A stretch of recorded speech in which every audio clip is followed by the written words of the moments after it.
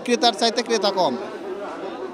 আসলে যারা গরু লালন পালন করছে তাদের খরচা বেশি, আর আমরা যারা কিনতে আসছি তাদের বাজেট কম। যে কিনতে আসছে তার কাছে বেশি, যে বিক্রি করতে আসছে তার কাছে কম, এটাই সবচেয়ে বড় কথা।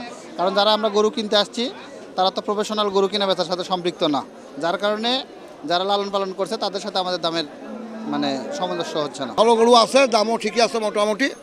এখন আমাদের পছন্দ মতন আর ক্রেতাদের চাহিদা মতন হলেই হয়। 1,10,000 গরু দাম করছে 90, 95। তাহলে এইভাবে গরু বিক্রি করলে আমরা বাঁচবো?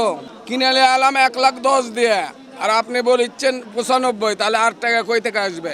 এই হাটে বেচাকেনা এখনো শুরু হয়নি, অন্য হাটের তুলনায় বেচাকেনা এখনো শুরু হয়নি, কেবল দেখতেছে। আর জমজমাটি আছে ভাই, কিন্তু বেচাকেনাই কমজোরি।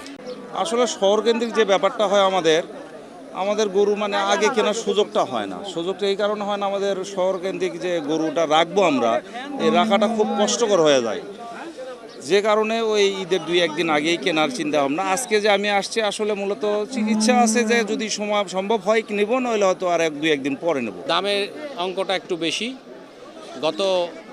বিগত কয়েক বছর আমি হাটে এসেছি এবং হাটে থেকে গরু ছাগল নিয়েছি, তার ভিতরে দেখেছি এবছরে যেন একটু দামটা একটু বেশি।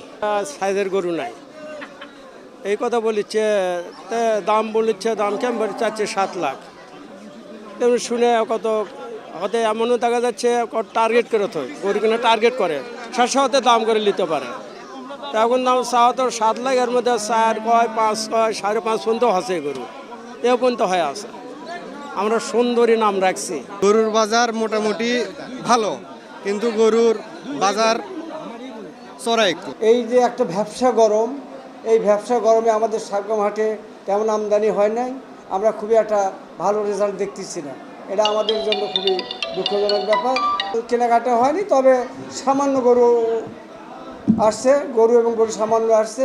তা আমরা আশা করছি যে আগামী মঙ্গলবার হাটে আরও ব্যাপক আকারে আসতে পারে, যদি ওয়েদার ভালো থাকে। রাঁধুনি কালাভুনা মশলা থাকলে আসল কালাভুনা রান্না কোনো ব্যাপারই না।